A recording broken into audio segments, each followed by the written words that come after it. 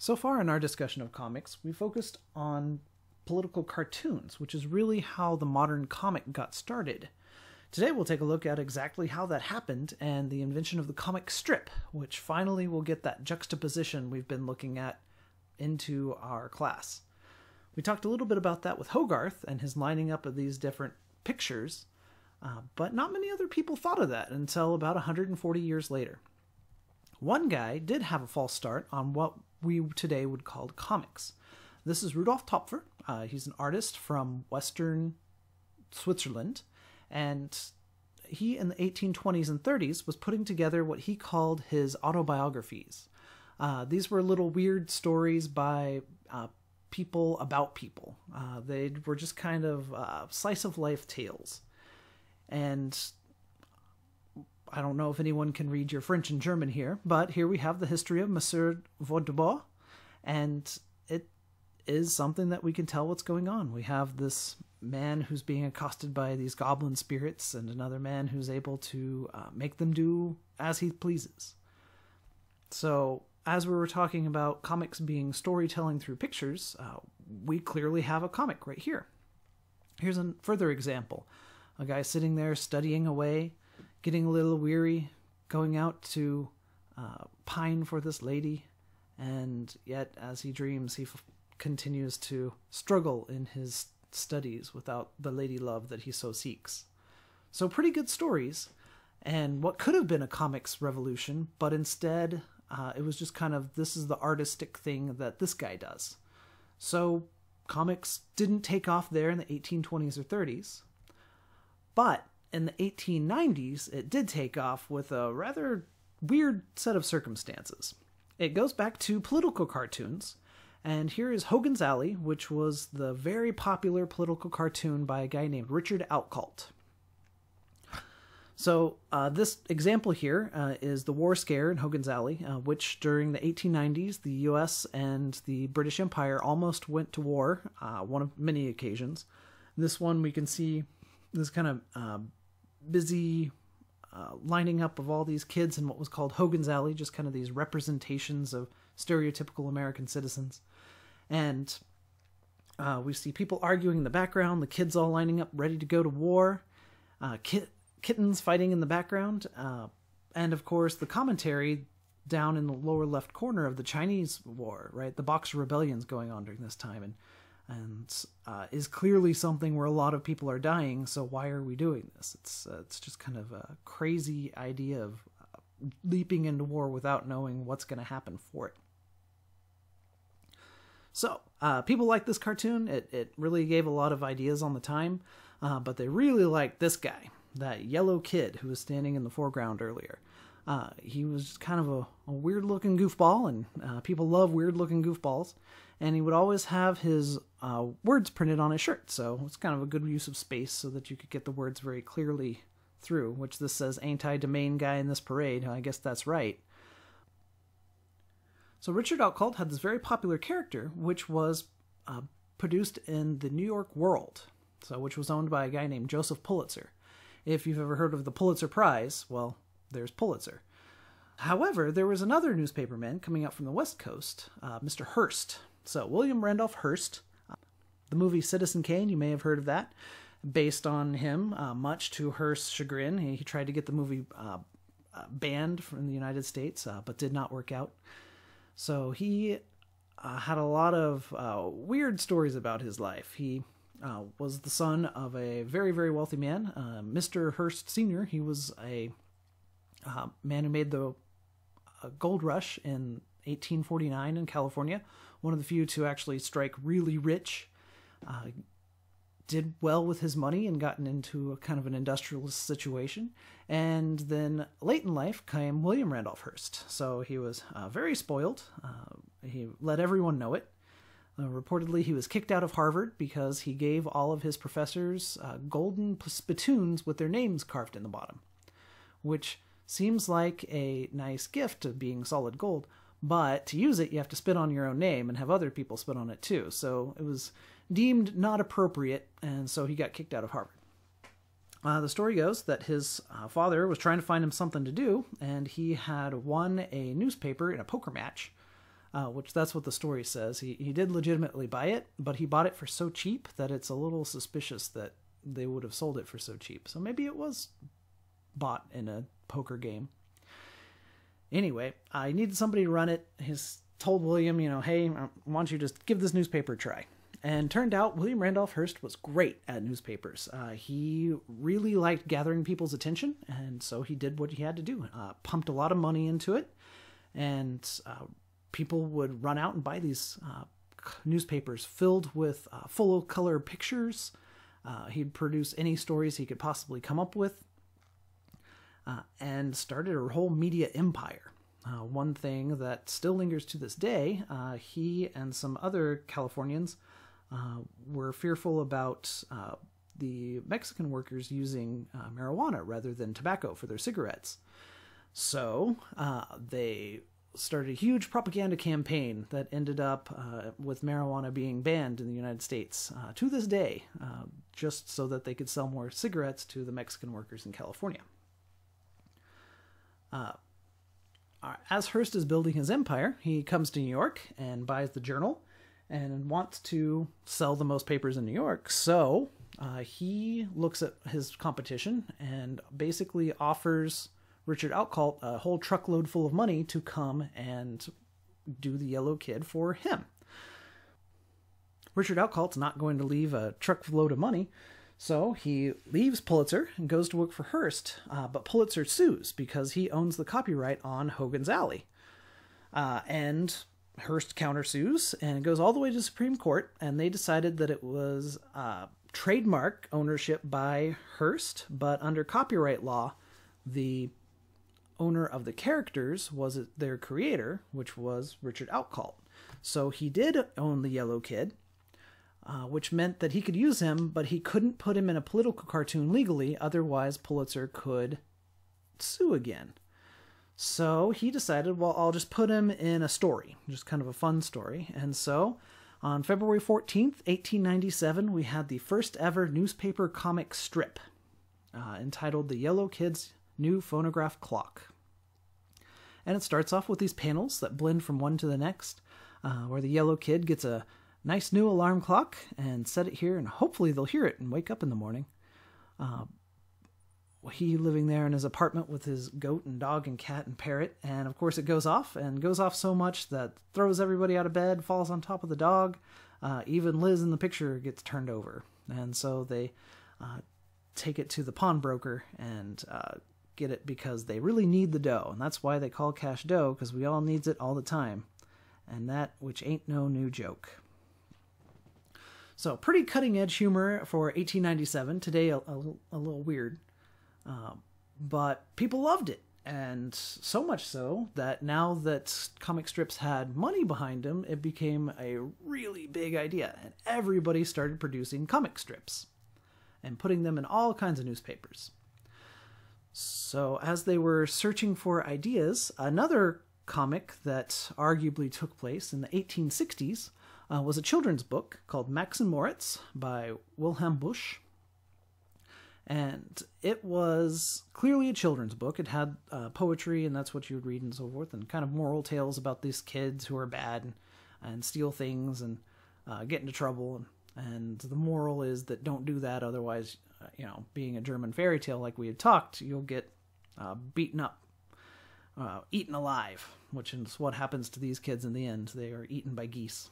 But one of their pranks is stealing some chickens, and while their Nana's away, they sneak up, steal the chickens, and despite the dog trying to catch them, and the lady comes back and sees that the chickens are gone, and the dog's so ashamed that he was unable to defend them, but of course she misconstrues that as the dog having eaten them, and goes after him.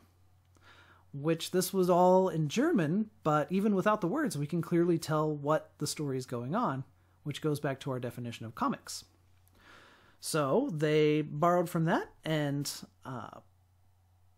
another German who had grown up reading this and now living in the United States started up the Katzenjammer Kids, about these two kids, Max and Moritz, who play all these tricks on people. So just kind of recycling those ideas because nobody's ever done comic strips before, really. what's interesting by that, Hy Eisman is the creator, but he's passed on the mantle, and the Katzenjammer Kids is still going on. It's over 100 years old. And here we have more characters being added in, such as the captain and Lena. And here we have Lena saying, "You're an exceptional, handsome individual. You're a wager you're an excellent athlete when you're young.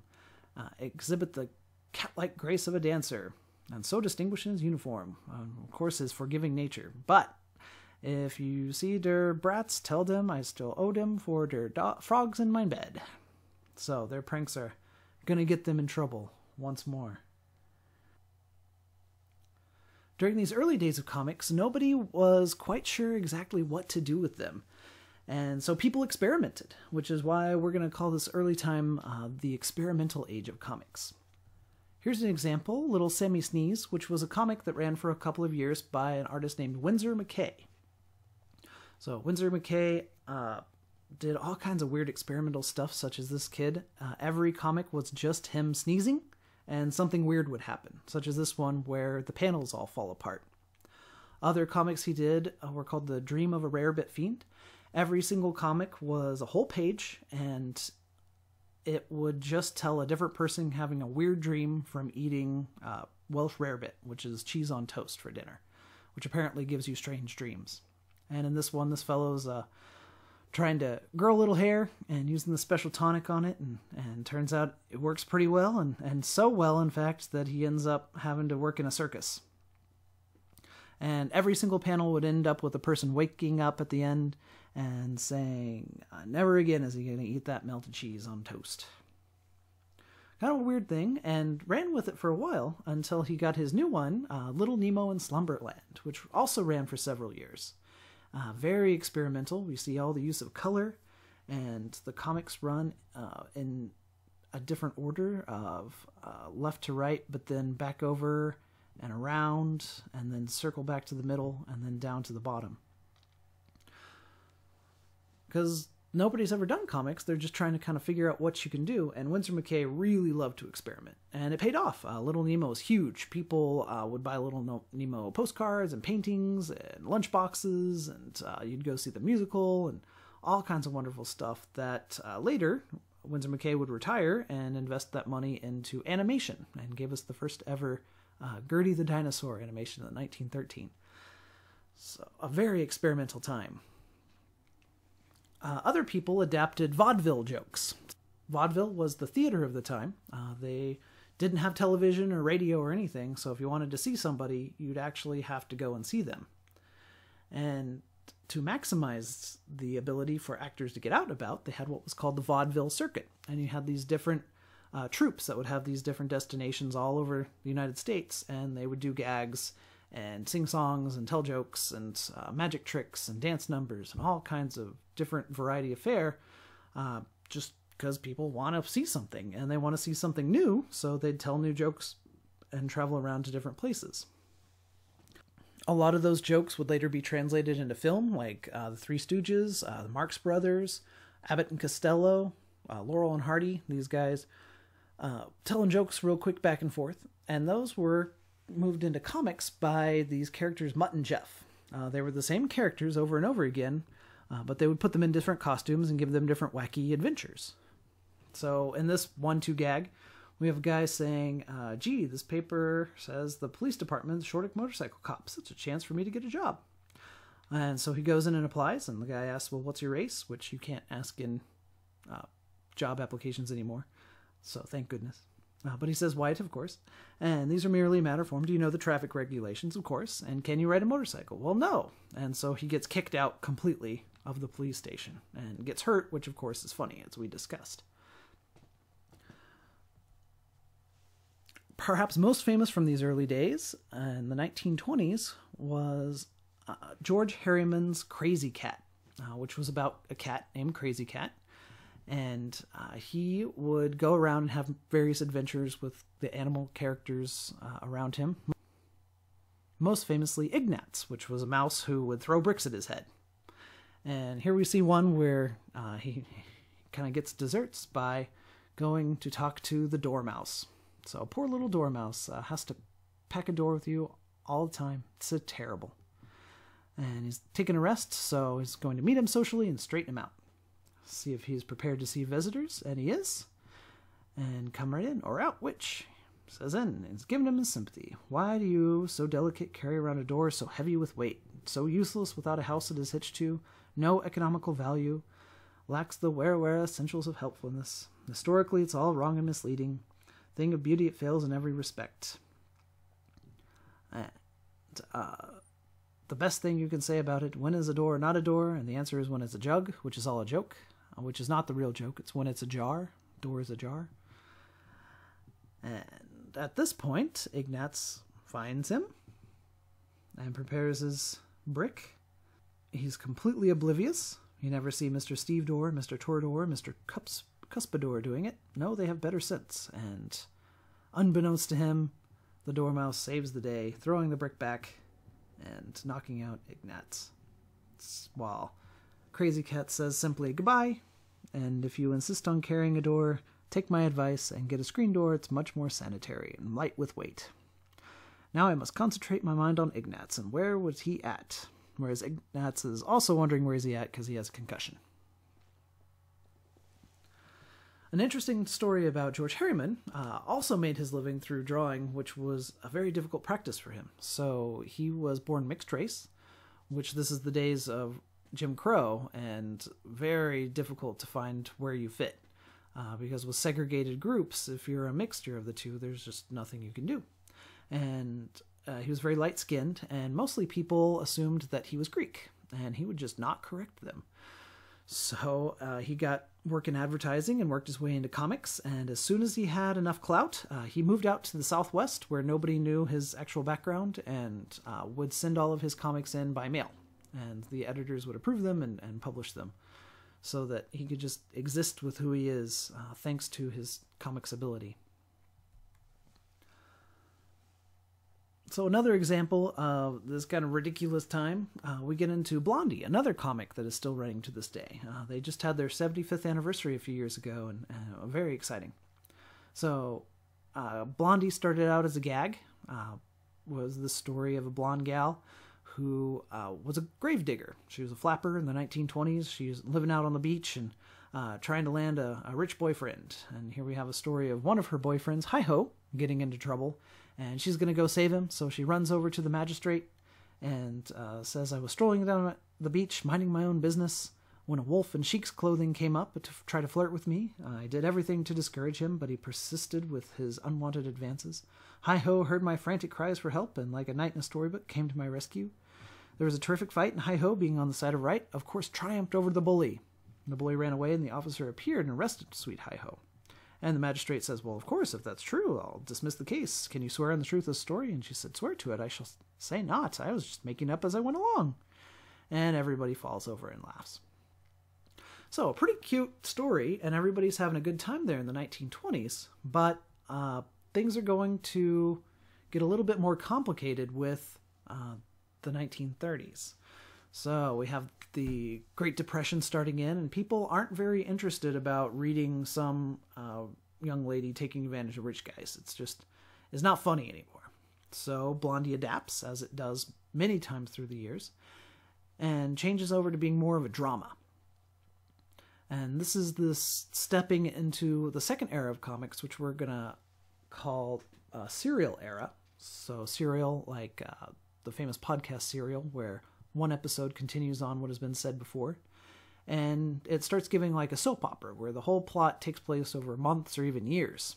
And they started a big plot with her new boyfriend, Dagwood Boomstead, whom she'd eventually marry. But since she's so far beneath him, as the ladies are pointing out here, they marry against the father's wishes, and so he's cut off from the support. And Dagwood goes off to get a job, and they'll live on love.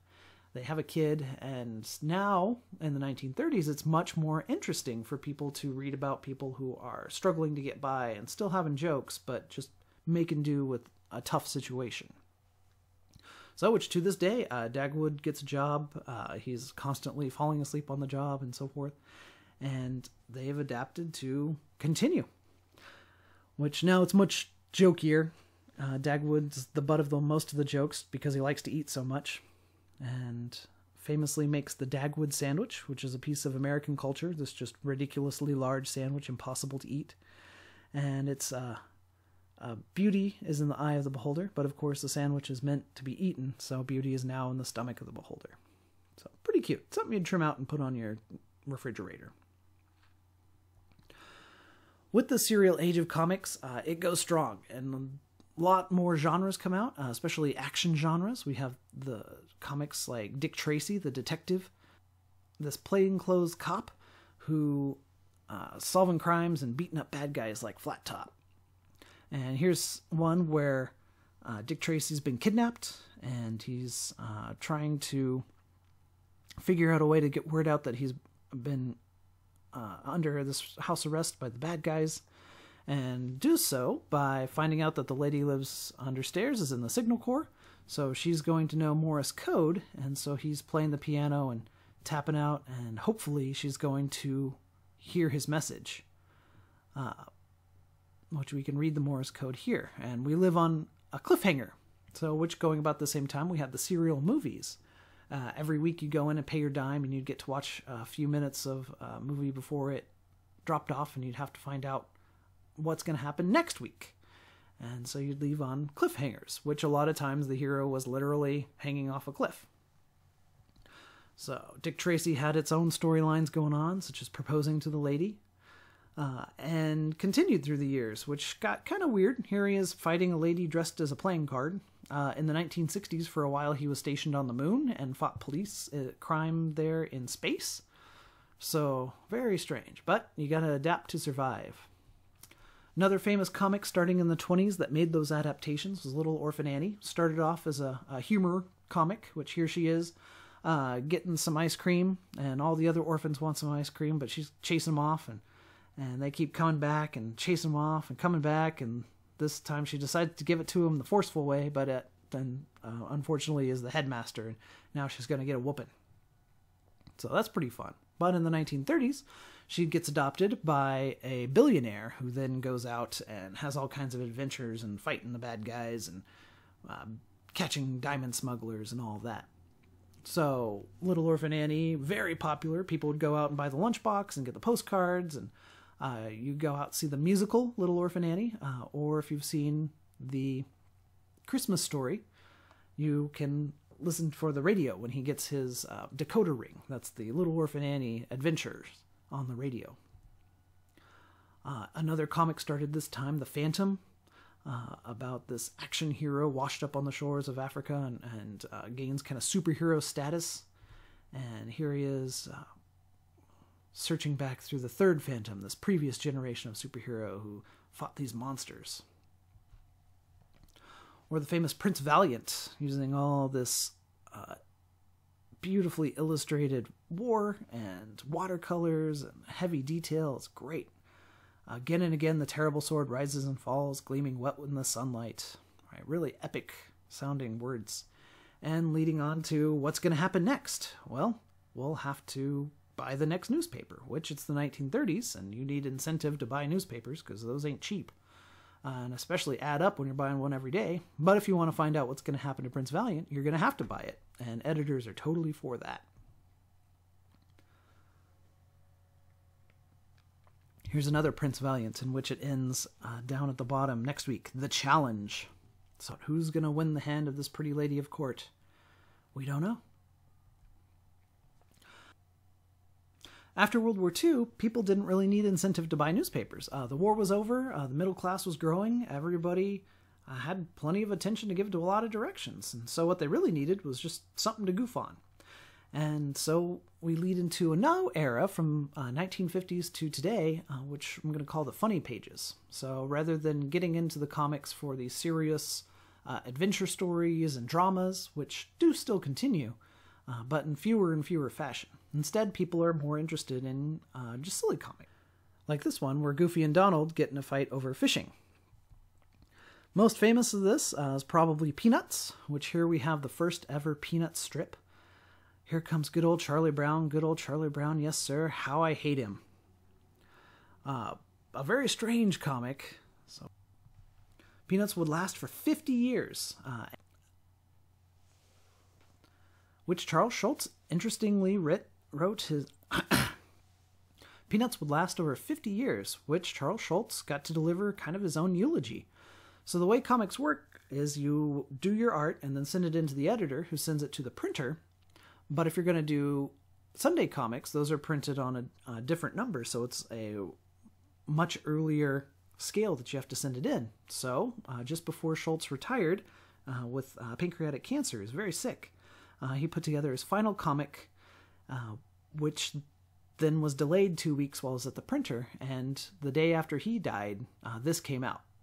So he got to say that his own farewell to all of his friends and fans, so who had given us many things such as Snoopy flying around fighting World War I, the famous psychiatric help, and of course Charlie Brown never actually kicking the football. A lot of people said that the last comic should be Charlie Brown finally gets to kick the football, but that's not the point of the story. Charles Schulz reminded them that it's that you get up and try again and again, believing that there can be some good in people. We looked at Marmaduke a while ago, a good example of these funny pages. So it's just the wild actions of a Great Dane messing with his family. Another example coming out of Oklahoma, here's Trudeau's Doonesbury, where we're making fun of college in the 1970s, where this fellow knows that his new roommate's going to be cool. He's computer selected, fill out the form, ideal roommates, and instead Doonesbury comes in from Tulsa, Oklahoma. Women adore me, glad to meet you. And of course, there are still a few bugs in the system. So pretty funny and kind of goofy, but as it continued, Trudeau actually won a Pulitzer for his work with the Iraq War in 2000 to 2010. Here's an example of one of the ones that was mentioned in the Pulitzer about talking with new prosthetics for injured soldiers. Check out this new piece of impressive hardware, and can be a pain. If a few beers can forget to plug it in, next day it's useless, and that's a design flaw, which he wrote the company. So you can get a hangover even with your prosthetic. Here's basically a political cartoon as we get to it, but it's the president saying, I don't care what happens, stonewall them, use the Fifth Amendment. So saying that communication being literally walled off in this case. One of the most famous comics to come out of this era in the 1980s leading into the 90s was Far Side. So Gary Larson would draw these comics that are clearly cartoons, single panel, so not what Scott McCloud would call a comic, but on the comics page, and they're all hilarious. So here we have this famous Midvale School for the Gifted, these genius kids, which we've all had those situations where he's trying to get in, but it's a pull door, and no matter how hard he pushes, it's just not going to happen. Or this one, which is a juxtaposition of a couple of images to make a joke. We have the famous half glass full, half glass empty, but he posts that there are two other personality types. The confused, half full, half empty, no wait, what was the question? And hey, I ordered a cheeseburger. Here we have one that encapsulates an entire story. We use a little bit of caption to explain what exactly is going on. We can see this image of a guy with a dropper over another guy's neck who's screaming, and we hear Professor Glickman, the lab practical joker, deftly places a single drop of hydrochloric acid on the back of Professor Bingham's neck. And it just gives us this moment right before the absolute nightmare begins, and it's funny. Bill Watterson would start another comic, Calvin and Hobbes, which you may have seen Calvin, a spiky-haired guy. They got stickers of him on the back of trucks peeing on things, which technically those are all illegal. Calvin was very popular, but Bill Watterson didn't want to get all mixed up in commercial stuff with it, so he decided not to do a Saturday morning cartoon, no t-shirts, none of that stuff, and instead focused on Calvin, kind of this artistry, which we see this mighty god of creating the universe from pure will, nothingness, fire and eyes, and the great Calvin ignores their pleas for mercy. which leads into this punchline, this reversal, where his parents are so proud of him, absorbed in his Tinker Toys, creating whole worlds in there. I'll bet he grows up to be an architect when he's talking about torturing people on a cosmic scale. Here's another one where he makes fun of those serious comics we were looking at, such as The Phantom and Dick Tracy. So, dramatic doctor comic. Patient need more tongue depressors. What's wrong with you? Foot hurts. He's supposed to find out, but it's psychosomatic and you need a lobotomy. I'll get a saw. That's not what a real doctor would say. And I'm wearing the stethoscope. That's for test reflexes. You don't know anything. How about a shot then, like a shot in the mouth? I'll be the doctor. I know more about medicine than you. Quit kicking. That's why your dumb foot hurts. And say it, I'm the doctor. And we go back to the original art style, which is a good initial reversal to make this joke. And he says, I'm leaving, good riddance. And get our punchline, the Surgeon General should issue a warning about playing with girls. And then a double reversal where his tiger friend Hobbs says, well, I'd be Susie's patient. Leading up to the 1980s, we had a big strike from cartoonists. If we notice, going back through these, they're basically exactly the same layouts. So imagine having to write the same comic strip every day and already having your layout done for you. And the reason that was because you had syndication. And all these comics would have to go in all these different directions, and different editors would like to do it in different places. So such as this one would have our title panel here, and the comic continue on kind of a skinny line so they could get more comics in per that page. Others might want to have that comic in a more square format so they can fit things that way. Maybe have something else on the page too, in which case you would have to squeeze this so this is your end point before going back to the next one. Some might have a very skinny so they can fit several on the same line, in which case you have your title panel and then a short panel and then on down. Or some people might want to get rid of that title panel and second panel and just go on. So imagine, having to write a novel where the chapters end in different places and the first two chapters could be skipped, but still need to be interesting. So very complicated, and some artists really jumped on it, but others didn't like it. And Bill Watterson, wanting to stick on that art, was totally against it. So he and others struck for more freedom to do whatever they want on the page. Which ultimately they won, and we got comics like this. So instead of having those 6 panels, which you could break up 2 of those into maybe 8, here we have a comic with, 16 panels? So building a nice pacing throughout it. So we start off with Calvin wanting to paste Susie with a slush ball, and philosophers saying that true happiness comes from a life of virtue.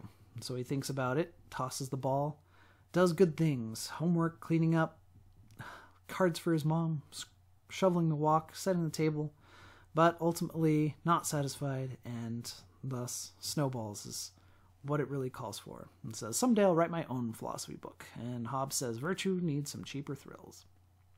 So a good comic that we otherwise would never have gotten. On the polar opposite of Watterson, we've got Jim Davis. His comic got started in 1976 with Garfield. If you haven't heard of Garfield, I would be very impressed. But here's our first one. Introduction, John Arbuckle, the cartoonist, and my cat Garfield. Garfield, and I'm a cat. Here's my cartoonist, John. Our only thought is to entertain you, while Garfield says, feed me. So his thought is much more oriented toward food. Kind of hokey, but it works, and very popular. People love cats. Just look at the internet.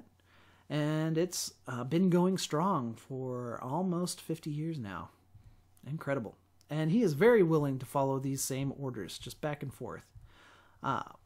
We've got a comic with a title panel, which reportedly Jim Davis still does his own title panels. Does some of the writing, but not all the drawing these days, since he is getting up there.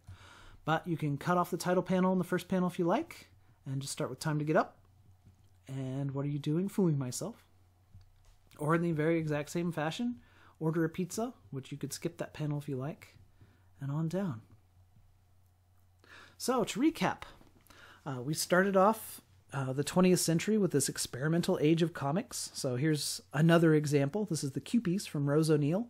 So she was a very famous designer who got into comics, did very well for herself, and she created the Kewpie doll, which everybody had Kewpie dolls. Millions of Kewpie dolls were produced all over the world, all based on these cute little Kewpies. So these adorable characters who go around and have wacky adventures, such as painting on things. Then in the 1930s through the 50s, we had these serial comics come up, such as Apple Mary, which would later be moved into Mary Worth. So very dramatic. Here we have this argument going back and forth. It was just a girl with an infatuation. I'm disappointed in you. Let me prove it to you that I can change. And she says no and drives off. And we get this lingering last panel of look. So what's going to happen next? And then into the 50s and beyond with the funny pages, we get Kathy by advertiser Kathy Geiswhite, who was drawing comics about her everyday life, and people loved it so much that she submitted them and produced Kathy, one of the first female comic characters. So here's Kathy saying that the third's no good. How about the fourth? And that's impossible. What about next month? And how's the next month? It's swamped. And she's asking if they're setting a wedding date, and they're just trying to find a time to go to the movies. So all very true. Which you can get a little bit more dramatic and kind of mix those elements of seriousness and humor with something such as For Better or Worse, where we have this funny interchange, which mother-in-law wants to see the granddaughter, but she's asleep, and what? She shouldn't be sleeping before 9. She has a fever. No, but she needs to be changed, and so does your mother. It's been a very busy 125 years of comics. The question is, where are we going to go from here? Which we'll look more at comic strips as we get into webcomics later in the semester. But before that, we've got to talk about comic books.